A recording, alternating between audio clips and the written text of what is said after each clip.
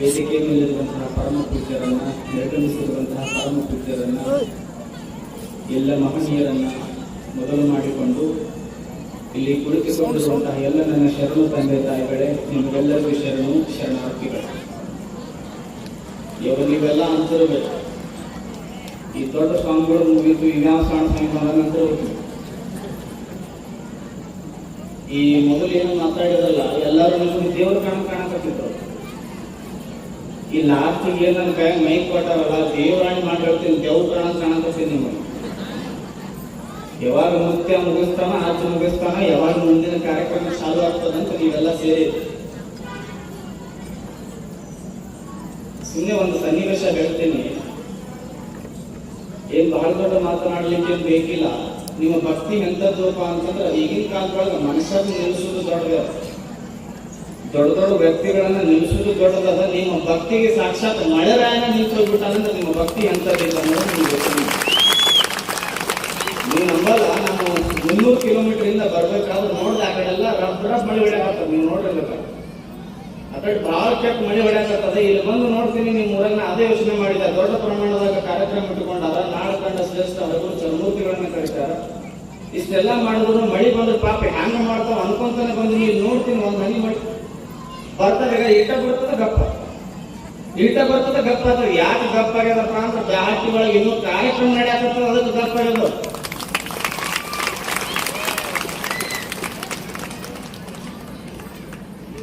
ಬಹಳಷ್ಟು ವಿಷಯಗಳನ್ನ ಕೇಳಿದ್ದೀರಿ, ಬಹಳಷ್ಟು ಅರ್ಥಪೂರ್ಣವಾದ ಮಾತುಗಳನ್ನು ತಾವೆಲ್ಲ ಆಲಿಸಿದ್ದೀರಿ. ಈ ಬದುಕು ಮನುಷ್ಯ ಹುಟ್ಟಿ ಬಂದ ಅಂತಂದ ಮ್ಯಾಗ ಈ ಬದುಕನ್ನ ಹೆಂಗ ಬಂಗಾರ ಮಾಡ್ಕೋಬೇಕು ಅನ್ನೋದನ್ನ ನಾವು ಬಹಳಷ್ಟು ಜನ ತಲೆ ಇರ್ಬೋದು. ಈ ಸುಮ್ಮನೆ ಈ ದೇಹ ಚಂದ ಕಾಣಬೇಕಾಗಿತ್ತು ಅಂದ್ರೆ ದೊಡ್ಡ ದೊಡ್ಡ ಬಂಗಾರ ಮಾಡಿಸೋದಲ್ಲ. ಕಿವಿ ಚಂದ ಕಾಣಬೇಕಾಗಿತ್ತು ಅಂದ್ರ ತಾಲೂಕು ಜಿಲ್ಲಾ ರಾಜ್ಯಗಳನ್ನ ಹಾಕೊಳ್ಳೋದಲ್ಲ. ನೀವು ನಂಬಲ್ಲಿ ಅವ್ರು ಮೊನ್ನೆ ಅಮಾಸಿ ಒಂದು ಮುದಿಕ್ ಬಂದಿತ್ತು ನಮ್ಮ ಮಠ. ಆ ಕಡೆ ಭಾಗದಾಗ ಅದೊಂದು ದೊಡ್ಡ ಮಠ, ಆ ಕಡೆ ಮುದಿಕ್ ಬಂದಾಗ ಅದು ಅಂತೂ ವಯಸ್ಸಾಗಿ ನಿನಗೆ ಯಾಕೆ ಬೇಕು ತಾಲೂಕು ಜಿಲ್ಲಾ ಕೇಳಿದ್ನಿ. ಆಕೆ ಮುದಿಕೆ ನಂಬಾಗ ನೀ ಸನ್ಯಾಸಿ ನಿನ್ಗೆ ಗೊತ್ತಾಗೋದು ಸುಮ್ ಕುಂದ್ರು ಅಂತ ನಾ ಅಂದೆ. ಆಯ್ತವ ನೀ ಚಂದ ಕಾಣ್ಬೇಕು ಅನ್ನಕತ್ತಿಯಲ್ಲ, ಹಾಕೋ. ಯಾಕಂದ್ರೆ ಹಾಕೊಂಡು ಬಂದಿದ್ದೆ ಅಮಾಸ್ಯದ ಮಠಕ್ಕೆ ಭಕ್ತಿನೇ ಬರ್ಬೇಕು. ಇಲ್ಲಿ ಕೇಳಿದ ಮುದಿಕೆ ಅಂತೂ ನಾವು ಊರಾಗ ದೊಡ್ಡ ಮನೆತನದ ಗದಿನ ಅಂದ ಮ್ಯಾಗ ನಾ ಏನಂತ ತೋರಿಸ್ಬೇಕಾಗ್ಯದ, ಅದಕ್ಕೆ ಹಾಕೊಂಡ್ ಬಂದಿನ ಅಂತ. ಆಗ್ಲಿ ಇದು ಹಾಕೊಂಡಿ ನಾವು ಒಪ್ಕೊಂತೀವಿ, ನಾವು ಇದು ಚಂದ ಕಾಣ್ತಾವ ಹೆಣ್ಮಕ್ಳಿಗೆ ಹಾಕೋಬೇಕು. ಸಂಪ್ರದಾಯ ಪ್ರಕಾರ ಇದು ಹಾಕೊಂಡ್ರ ತಾಯಿ ಕಾಣ್ತಾಳೆ, ನೀ ಹಾಕೋ ಬೇಡ ಅನ್ನೋದಿಲ್ಲ. ಅದ್ರ ಮ್ಯಾಗ ಈ ತಾಲೂಕು ಜಿಲ್ಲಾ ರಾಜ್ಯಗಳು ಯಾಕ ಕೇಳಿದೆ ನಾ ಮುದಿಕೆ ಅಂತೂ ಈ ಕರ್ನಾಟಕ ಏನಿತ್ತು ನನ್ನ ಕಿವ್ಯಾಗಿರ್ಬೇಕು, ಅದಕ್ಕೆ ಹಾಕೊಂಡಿನ ಅಂತ. ಇವು ನಮ್ಮ ಮಾತಾಡ್ತಿರ್ತಾವ ನೋಡ್ರಿ, ಅಗದಿ ಅವೇಶದಾಗ ಅಹಂಕಾರದಾಗ. ಈ ಕರ್ನಾಟಕ ಏನೈತ ನಾನು ಮುಷ್ಟಿಯಾಗಿ ಇಟ್ಕೊಂಡಿನ ಅಂತ ಮಾತಾಡ್ತಿರ್ತಾವ ಪಾಪ. ನಮ್ಮ ಆ ಮುದುಕಿ ಕಿವ್ಯಾಗಿರ್ಬೇಕಂತ. ಮತ್ತೆ ಈ ಕಿವಿ ಚಂದ ಕಾಣಬೇಕಾಗಿತ್ತು ಅಂದ್ರೆ ಸುಮ್ಮನೆ ಬಂಗಾರ ಹಾಕೊಂಡ್ರಿ ಕಿವಿ ಚಂದ ಕಾಣ್ತದ, ಹುಚ್ಚ. ಬರೀ ಬಂಗಾರ ಹಾಕೊಂಡ್ರಿ ಈ ಕಿವಿ ಚಂದ ಕಾಣೋದಿಲ್ಲ. ಯಾವಾಗ ಈ ಕಿವಿ ಶರಣರ ಮಾತುಗಳನ್ನ ಕೇಳ್ತದಲ್ಲ, ಅವಾಗ ಈ ಕಿವಿ ಚಂದ ಕಾಣ್ತದ. ಈ ಕೈ ಚಂದ ಕಾಣಬೇಕಾಗಿತ್ತು ಅಂದ್ರೆ ಸುಮ್ಮನೆ ಬಂಗಾರದ ಬಳೆಗಳನ್ನ ಹಾಕೊಂಡ್ರೆ ಈ ಕೈ ಚಂದ ಕಾಣುದಿಲ್ಲವ. ಯಾವಾಗ ಈ ಕೈ ಹಸಿದವರಿಗೆ ಅನ್ನ ಕೊಡ್ತದಲ್ಲ, ಅವಾಗ ಈ ಕೈ ಚಂದ ಕಾಣ್ತದೆ. ಈ ಕಾಲು ಚಂದ ಕಾಣಬೇಕಾಗಿತ್ತು ಅಂದ್ರೆ ನೀವು ಬಂಗಾರ ಉಂಗ್ರ, ಬೆಳ್ಳಿ ಚೈನ್ ಮಾಡಿಸ್ಕೊಂಡೆಲ್ಲ ಹಾಕೊಂಡಾಡ್ತೀವಿ. ಮಾಡಿಸ್ಕೊರಿ ಬ್ಯಾಡ ಅಂದಿಲ್ಲ, ಅದು ನಿಮ್ಮ ಜೀವನಕ್ಕೆ, ನಿಮ್ಮ ಚಂದಕ್ಕ, ನಿಮ್ಮ ಖುಷಿಗೆ ಮಾಡಿಸ್ಕೊರಿ ಬ್ಯಾಡ ಅನ್ನೋದಿಲ್ಲ. ಅವಾಗ ಈ ಕಾಲು ಚಂದ ಕಾಣ್ಕೊಳ್ಳೋದನ್ನು ಮೂರ್ಖನ. ಈ ಕಾಲು ಚಂದ ಕಾಣಬೇಕಾಗಿತ್ತು ಅಂದ್ರೆ ಸುಮ್ಮನೆ ಬಂಗಾರಗಳನ್ನ ಹಾಕೊಂಡ್ರೆ ಈ ಕಾಲು ಚಂದ ಕಾಣೋದಿಲ್ಲ. ಯಾವಾಗ ಈ ಕಾಲು ಚಂದ ಕಾಣ್ತದಂದ್ರೆ ಯಾವಾಗ ದೊಡ್ಡವರನ್ನ ಕಂಡಾಗ ಈ ಕಾಲು ಬಾಗುತ್ತದಲ್ಲ, ಅವಾಗ ಈ ಕಾಲು ಬಹಳ ಚಂದ ಕಾಣ್ತದೆ. ಹಂಗೆ ಈ ಬದುಕು ಬಂಗಾರ ಆಗಬೇಕಾಗಿತ್ತು ಅಂದ್ರೆ ಸುಮ್ಮನೆ ದೇಹದ ತುಂಬೆಲ್ಲ ಬಂಗಾರ ಹಾಕೊಂಡ್ರೆ ಈ ಬದುಕು ಬಂಗಾರ ಆಗೋದಿಲ್ಲ. ಈ ಬದುಕು ಬಂಗಾರ ಆಗಬೇಕಾಗಿತ್ತು ಅಂದ್ರೆ ಬ್ಯಾಹಟ್ಟಿ ಒಳಗ ಪ್ರವಚನ ನಡೆದ ಅಲ್ಲಿ ಹೋಗಿ ಕುಂತ ಸಾಕ ಸುಮ್ಮನೆ ಬದುಕು ಬಂಗಾರ ಆಗ್ತದ ಅಂತ. ಈ ಗೋಲ್ ಗುಂಬಜ್ ನೋಡ್ಬೇಕಾದ್ರ ನೀವು ನಮ್ಮ ಬಿಜಾಪುರ ಈ ಅದ್ಭುತ ಫಾಲ್ಸ್ ಗಳನ್ನ ನೋಡ್ಬೇಕಾದ್ರೆ ಆ ಜೋಗ ಜಲಪಾತಕ್ಕೆ ಹೋಗಿ ಈ ನಾಡು ಕಂಡದೊಳಗ ಸಂಗೀತ ಕಾಣಬೇಕಾಗಿತ್ತು ಅಂದ್ರೆ ಗದಗದ. ಈ ಜಗತ್ತಿನೊಳಗ ಪವಾಡ ಮಾಡಿ ಕೆಟ್ಟವರಿಗೂ ಒಳ್ಳೆಯದ ಬಯಸಾನ ಮಹಾತ್ಮ ಇದ್ನ ಅಂದ್ರೆ ಸಿದ್ಧಾರೂಢನ್ನ ನೋಡ್ರಿ. ಹಂಗ ಈ ಜಗತ್ತಿನೊಳಗ ಭಕ್ತಿ ಎಲ್ಲಿ ಉಳಿದಿತ್ತು ಅಂದ್ರೆ ಬ್ಯಾಹಟ್ಟಿ ಗ್ರಾಮದೊಳಗ ಬಂದ್ ನೋಡ್ಬಿಟ್ರೆ ಸಾಕು ಭಕ್ತಿ ಅನ್ನೋದು ಗೊತ್ತಾಗ್ತದೆ. ಸಮಯ ನೋಡಿದ್ರೆ 10:11 ಕೆಲವೊಬ್ರು ಹೊಕ್ಕರ ಹಂಗ ಮತ್ ಬರ್ತಾರೆ. ಈ ಬದುಕು ಬಂಗಾರ ಆಗಬೇಕಾಗಿರೋದು ಬಹಳ ಮುಖ್ಯ.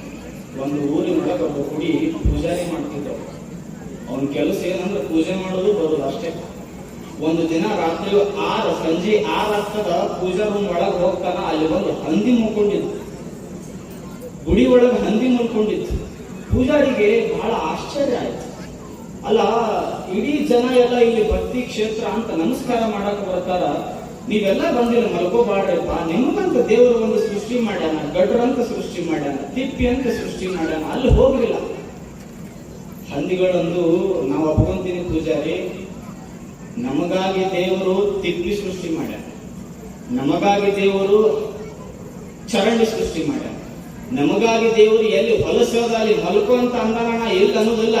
ಸಂಜೆ 6 ಆಯ್ತು ಅಂದ್ರೆ ನಮ್ಮ ಜಾಗದಾಗ ಬಂದು ಮಕ್ಕಳ್ರ ಮನುಷ್ಯರ್ ನೀವು ಮಕ್ಕಳಾಕತ್ತೀರಿ, ನಾ ಎಲ್ಲಿ ಹೋಗೋಣ ಅಂತ ಹಂಗೆ ಅರ್ಥ ಆಯ್ತಲ್ಲ. ಅರ್ಥ ಆದ್ರೆ ನಾ ಕಿರಿ ಚಪ್ಪಾಳೆ ಹೊಡ್ತೇವೆ. ರಾತ್ರಿ 6 ಆದ್ರೆ ನಾವು ಎಲ್ಲಿ ತಿಪ್ಪೆ ಹೋಗಿ ಮಕ್ಕೋಬೇಕಂತೀವಿ, ಎಲ್ಲಿ ಚರಂಡೆ ಹೋಗಿ ಮಕ್ಕೋಬೇಕಂತೀವಿ, ಅಲ್ಲಿ ಒಬ್ಬ ಕಾಲ್ ಮ್ಯಾಗ ಮಾಡಿರ್ತಾನ, ಮತ್ತೊಂದು ಯಾವ್ದಾರ ಕಣ್ಣು ಕಣ್ಣು ಮಾಡ್ಕೊಂಡು ಬಿದ್ದಿರ್ತದ. ಅಲ್ಲ, ಹಂದಿ ಚಲೋನು ಮನುಷ್ಯ ಚಲೋ ಅಂತ ಹಂದಿ ಮಾತುಗಳನ್ನ ಹೇಳಕತ್ತಾವ. ಈ ಜಗತ್ತಿನೊಳಗ ನಾವು ತಿಳ್ಕೋಬೇಕಾಗಿರೋದು ಏನು ಅಂದ್ರ, ನಾ ಏನು ಸ್ವೀಕಾರ ಮಾಡಿದ್ರೆ ದೊಡ್ಡವಾಗ್ತೀನಿ, ನಾ ಏನು ಉಗಳಿದ್ರೆ ದೊಡ್ಡವಾಗ್ತೀನಿ ಅನ್ನೋದನ್ನ ಬಹಳಷ್ಟು ಸ್ವೀಕಾರ ಮಾಡಿದ್ರೆ ಅದು ನಿಸ್ಸಾರ ಮಾಡಿಬಿಟ್ರೆ ನಾವು ದೊಡ್ಡವರಾಗಲಿಕ್ಕೆ ಸಾಧ್ಯ ಇದೆ. ಈ ಜಗತ್ತಿನಲ್ಲಿ ಈ ಬದುಕಿ ಹ್ಯಾಂಗ ಬಂಗಾರ ಮಾಡ್ಕೋಬೇಕಲ್ಲ, ಅದಕ್ಕೆ ನೀವೆಲ್ಲರೂ ಕೂಡ ಅದಕ್ಕೆ ಪಣತೊಟ್ಟು ನಿಲ್ರಿ. ಭಕ್ತಿ ಅನ್ನೋದು ಏನಾದ್ರೂ ಇದ್ರ ಅದು ಬ್ಯಾಹಟ್ಟಿ ಗ್ರಾಮದೊಳಗೆ ಬಹಳ ದೊಡ್ಡ ಪ್ರಮಾಣವಾಗಿ ನಿಂತಿದೆ. ನಿಮ್ಮ ಭಕ್ತಿಯ ಕೆಲಸಗಳು, ನಿಮ್ಮ ವಿಚಾರವಂತವು ಎಲ್ಲ ಸದಾ ಮುಂದುವರಿಯಲಿ. ನಿಮಗೆಲ್ಲರಿಗೂ ಕೂಡ ಆ ತಾಯಿಯ ಆಶೀರ್ವಾದ ಇರಲಿ ಅಂತ ಹೇಳ್ತಾ, ಈ ಜಗತ್ತಿನೊಳಗ ನೀವು ದೊಡ್ಡವರಾಗಬೇಕಾಗಿತ್ತು ಅಂದ್ರೆ ಸುಮ್ಮನೆ ಮನಿ ಕಟ್ಟಿದ್ರೆ ದೊಡ್ಡವರಾಗೋದಿಲ್ಲ, ಮನಿ ಮುಂದೊಂದು ಕಾರ್ ನಿಲ್ಸಿದ್ರೆ ದೊಡ್ಡವರಾಗೋದಿಲ್ಲ, ಬರೀ FD ಮ್ಯಾಗ FD ಹಾಕೊಂಡ್ ಹೋದ್ರು ದೊಡ್ಡವರಾಗೋದಿಲ್ಲ. ನೀವು ನೋಡ್ರ ಮನೆ ಕೋವಿಡ್ದಾಗ ಎಂತೆಂತ ಹೋದ ನೋಡಿರಿ, ಘಟಾನುಘಟಿಗಳು ನಾನಾ ಬಾರಿ ಅನ್ನೋ ಎಲ್ಲ ಕೋವಿಡ್ದಾಗ ಸುಮ್ ಕುಂತಲ್ಲೇ ಗಪ್ಪ. ಒಬ್ಬ ಯಾವ FD ಹಾಕಿದ್ದಾರೆ ತಕೊಂಡ್ ಬರ್ತೀನಿ ಬಾ ಅಂತ ಹೋದ, ಹೊಳೆ ಬಂದೇ ಇರೋದಲ್ಲ ಕೋವಿಡ್ ಹಾಕಲ್ಲ. ಇನ್ನೊಬ್ಬ ಯಾವ ಬಂಗಾರ ಇಟ್ಟಿದ್ದ 30 ತೊಲಿ ಬ್ಯಾಂಕ್ ಅದಾಗ ನಾ ತರಬೇಕಾಗದಂತ ಹೋದವ ಆ ಕಡೆ. ಈ ಜಗತ್ತಿನೊಳಗ ಯಾವಾಗ ಸಾವು ಬರ್ತದೆ ಅನ್ನೋದು ಗೊತ್ತಿಲ್ಲ. ಕಟ್ಟಿದ ಮನಿ ಒಂದು ದಿವಸ ಬೀಳಲೇಬೇಕು, ಹಚ್ಚಿದ ದೀಪ ಒಂದು ದಿವಸ ಆರಲೇಬೇಕು, ಬಾಗಿ ಹೆಮ್ಮರವಾಗಿ ನಿಂತ ಮರ ಒಂದು ದಿವಸ ಬಾಗಲೇಬೇಕು, ನಾನು ಅಂತ ಬದುಕಿದ ಮನುಷ್ಯ ಒಂದು ದಿವಸ ಸಾಯಲೇಬೇಕು. ಇದು ಸೃಷ್ಟಿಯ ಗುಣ ಇದೆ ಅಂತ ಹೇಳ್ತಾರ ಕವಿಗಳು. ಹೆಂಗ ಸಾಯ್ತೀವಿ ಅನ್ನೋದು ಗೊತ್ತಿಲ್ಲ. ಇದ್ದಾಗ ಒಳ್ಳೆ ಕೆಲಸ ಮಾಡೋರ 10ಕ್ಕೆ ಹಕ್ಕಿ, 20ಕ್ಕೆ ನಕ್ಕಿ, 30ಕ್ಕೆ ಮೂರ್ಖ, 40ಕ್ಕೆ ನಾಚಿಕೆ, 50ಕ್ಕೆ ಅರಿವು, 60ಕ್ಕೆ ಮರೆವು, 70ಕ್ಕೆ ಬಾಗಿ, 80ಕ್ಕೆ ಗೂಗಿ, 90ಕ್ಕೆ ಡೂಗಿ, 100ಕ್ಕೆ ಹೊತ್ಕೊಂಡು ಹೋಗಿ ನಿನ್ನ ಮನೆಯವರ ನಿನ್ನ ಕುಣ್ಯಾಗಿಟ್ಟು ಮರುದಿನ ಉಣ್ತಾರ ಬಿಸಿ ಬಿಸಿ ಹೋಳಿಗೆ, ಶ್ವಾಗಿ, ಹೋಗಿ. ಇದು ಸತ್ಯ ಬೇಕಿದೆ ನೋಡಿ.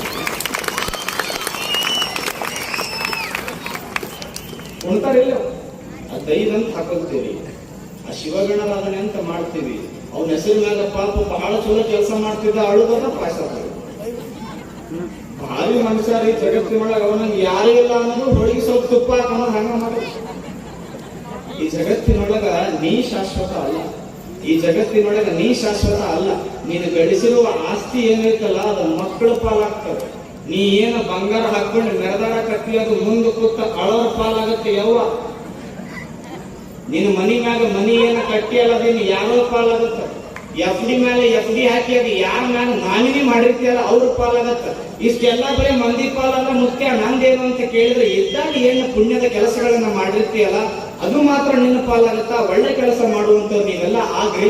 ಈ ಜಗತ್ತಿನೊಳಗೆ ಒಟ್ಟ ನಾ ಅನ್ಬೇಡ, ದೊಡ್ಡವರಾಗಬೇಕ ಒಟ್ಟ ನಾ ಅನ್ಬೇಡ.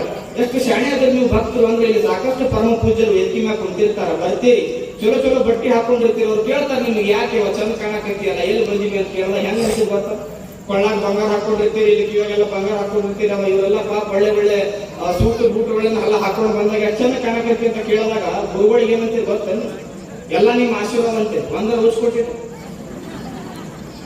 ಎಲ್ಲ ನಿಮ್ಮ ಆಶೀರ್ವಾದ ರೀ ಅಪ್ಪ, ನೀವು ಕೊಟ್ಟಿರಿ ಹಾಕೊಂಡಿನಿ ಅಂತೀರಿ.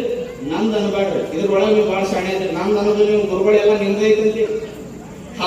ಹಿಂಗ ಅಡ್ಡಾಡ್ತಿರ್ತೀರಿ, ಬ್ಯಾಟಿ ಒಳಗೆ ಸಣ್ಣ ಮನೆಗೆ ಹೋಗ್ತಿರ್ಬೇಕಂದ್ರೆ ಯಾರಾದ್ರೂ ಭೇಟಿ ಹಾಕಾರ, ಯಾಕವ ಚಂದ ಕಾಣಕತ್ತಿಯಲ್ಲ, ಎಲ್ಲಿ ಹೋಗಿದ್ದಿ?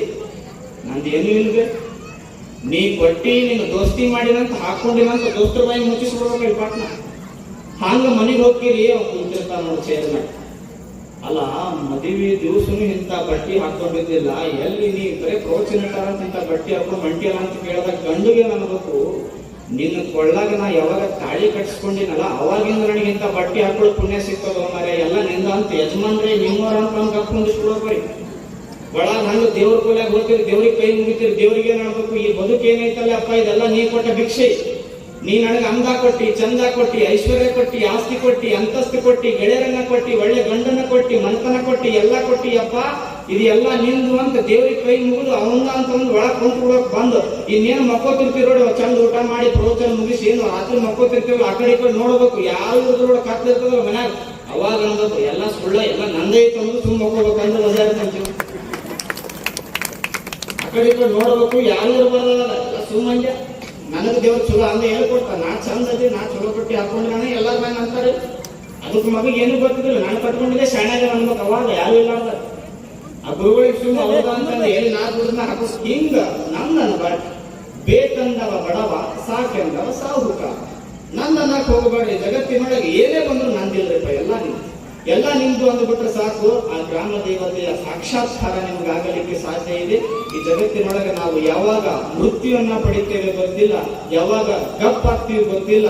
ಈ ಗಪ್ ಅವಧಿ ಒಳಗನೆ ನಾವು ತೆಪ್ಪಗಿರೋದಕ್ಕಿಂತ, ಆ ತಾಯಿಯ ಆಶೀರ್ವಾದ ಪಡೆದು ನಾವೆಲ್ಲ ದಪ್ಪರಾಗೋದಕ್ಕಿಂತ ನಾವು ಶ್ರೇಷ್ಠರಾಗಿ ಬದುಕು ಬಿಟ್ರೆ ಸಾಕು, ಆಶೀರ್ವಾದ ನಮಗೆ ಸಿಗಲಿಕ್ಕೆ ಸಾಧ್ಯ ಇದೆ ಅನ್ನುವಂತ ಮಾತನ್ನ ಹೇಳಿ, ಬಹಳ ಸುಮಾರು ಒಂದು 300 ಕಿಲೋಮೀಟರ್ ದೂರದಿಂದ ಕರೆಸಿ ನನಗೆ ಇಲ್ಲಿ ಮಾತನಾಡಿಸಿ ವೇದಿಕೆಯನ್ನ ಸೃಷ್ಟಿ ಮಾಡಿಕೊಟ್ಟಿರುವಂತ ಎಲ್ಲ ನನ್ನ ಬಳಗದವರಲ್ಲಿ ಮತ್ತೊಮ್ಮೆ ಶರಣಾರ್ಥಿಗಳನ್ನ ಸಲ್ಲಿಸಿ, ನಿಮ್ದೇನೈತವ ನಿಮ್ಮ ದೊಡ್ಡದು ಬಹಳ ತಾಳ್ಮೆ ದೊಡ್ಡದೇವ. ನೀವು ನಮ್ಮ ಕಡೆ ಜನ ನೀವು ಕೇಳಿ 9 ಯಾಕಂದ್ರೆ ಮುಗಿಸ್ತಿಲ್ಲ ಸ್ವಾಮಿ ನಮಗಂತ ಹಿಂಗ ಒಂದು ನಂಬುದಿಲ್ಲ ಪಾಪ, ನೀವು ಬಂಧ ಮಾಡಕ್ ಕರೆಸಿದ್ವಿ ನಮ್ಮ ಮಠದ ಕಾರ್ಯಕ್ರಮದಾಗ. ಪ್ಲಾಸ್ಟಿಕ್ ಕಾಲದ ಏನು ಗೊತ್ತಿಲ್ಲ, ಅದು ಬಂದಿತ್ತು ಕುಂಟ್ಕೊಂತ ಬಂದಿದ್ದಾವ, ಮಾತಾಡಕತ್ತ 1 ತಾಸು 2 ತಾಸು 3 ತಾಸು ಆಗ್ತಾವ. ನಮ್ಮ ಮಂದಿ ಹೋಗ್ಬೋದು ಕೇಳ್ರಿ, ವಿಜಾಪುರ ಮಂದಿ ಕೆಟ್ಟ ಹೋಗ್ಬೋದು ಇಟ್ಟು ಬರೋದಕ್ಕವ ಅಂದ್ರು.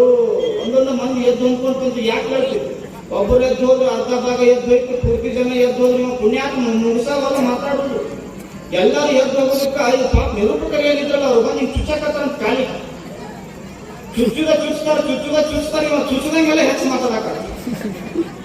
ಎಲ್ಲಾ ಮುಗಿಸಿದ ಮ್ಯಾಗ ಲಾಸ್ಟಿಗೆ ಈ ಪಾಪ ಮೈಕೇನು ವ್ಯವಸ್ಥೆ ಮಾಡಿದ್ರಲ್ಲ ಅವರು, ಇದು ಆಸನ ಏನು ಆಸಿತ್ತಲ್ಲ ಕೆಳಗೆ ಮುತ್ಯ ಬರಕತ್ತನ್ ಬಾ ಅಂತ ಏನು ಆಸನ ಹಾಸಿದ್ರಲ್ಲ, ಇಬ್ರು ಬಿಟ್ಟು ಯಾರು ಇದ್ದಿದ್ದಿಲ್ಲ ಅಂತ ಎಲ್ಲ ಮುಗಿಸಿ ಹೋಗಿ ಕಣ್ಣು ನೀರು ಕುಡಿದು ಕುಂತ ನಿರೂಪಕರು ಹೋಗಿ ಕೇಳಿದ್ರು, ನಿಂದು ಕಾಲರು ಏನು ಮುಗಿಸೋ ಮಾರ್ಯ ಅಂತ ನಾ ಚುಚ್ಚಾಕತ್ತೀನಿ ಮುಗಿಸಕ ಬರೋದಿಲ್ಲ ಏನ್ ನಿನಗಂತ ಕೇಳಿದ್ರ ಮಾತಾಡದವ ಅಂದ, ಯಾಕೆ ಅಲ್ಲಿ ಚುಚ್ಚಿರು, ನೀನು ಎಡಗಾಲಿ ಚುಚ್ಚಿ ನೋವು ಮಾರ್ಯ ರಗತ ಬರ್ತಿರ್ಬೇಕು ನೋಡೋದು ಅಂದ್ರೆ ಅವ್ರು ಪಾಪ ನಿರೂಪಕರು ಎಡಗಾಲಿ ಚುಚ್ಚಿರ, ಬಲಗಾಲಿಗೆ ಚುಚ್ಚಿದ್ರೆ ನಾ ಮಾತು ಮುಗಿಸ್ತಿದ್ದೆ, ಎಡಗಾಲಿಗೆ ಚುಚ್ಚಿರಿ ಉಚಿಕಾಲಿ ಪ್ಲಾಸ್ಟಿಕ್ ಕಾಲದು ಎಲ್ಲಿ ಗೊತ್ತಾಗ್ತದೆ,